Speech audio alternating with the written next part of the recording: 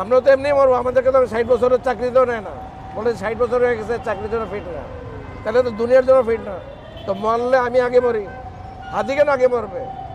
ওর তো অনেক সম্ভাবনা ছিল, মারলে আমাকে মারো, কিন্তু এই দেশটাকে ঠিক করে ছাড়বো, এটা অন্য কেউ করে দিবে না। আমার 60 বছর, আমি তার আন্দোলন করতে পারবো না, আমি এখন এটা ছাড়া হবে না। প্রত্যেকে ডক্টর ইউনূসকে পছন্দ করে, তাহলে নির্বাচন চাচ্ছে কেন? পরিষ্কার জানে তো জামাত ইসলাম করে না, সে তো বিএনপি করে না, সে তো আওয়ামী লীগ করে না। তাইলে এরকম একটা নেতৃত্ব পাওয়ার পরে আমি কেন এই একদিনের গণতন্ত্রের জন্য একেবারে নির্বাচনমুখী তৎপরতা চালাইছি? এবং এই জুলাই আন্দোলন শক্তি নষ্ট হয়েছে এই নির্বাচনমুখী আন্দোলনের কারণে।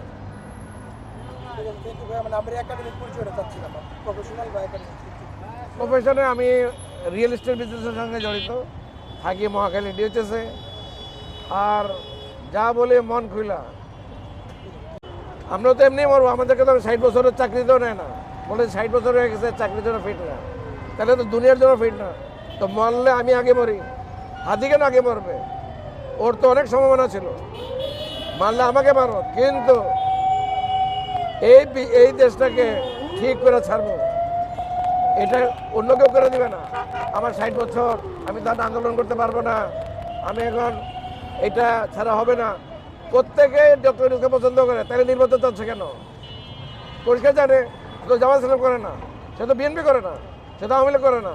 তাইলে এরকম একটা নেতৃত্ব পাওয়ার পরে আমি কেন এই একদিনের গণতন্ত্রের জন্য একেবারে নির্বাচনমুখী তৎপরতা চালাইছি?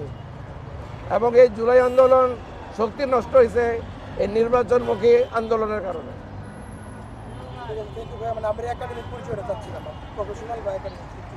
প্রফেশনে আমি রিয়েল এস্টেট বিজনেসের সঙ্গে জড়িত, থাকি মহাখালী ডিএচএসে। আর যা বলে মন খুলা, আমরা তো এমনি মরবো, আমাদেরকে তো 60 বছরের চাকরিতেও নেয় না, বলে 60 বছর হয়ে গেছে চাকরির জন্য ফিট না,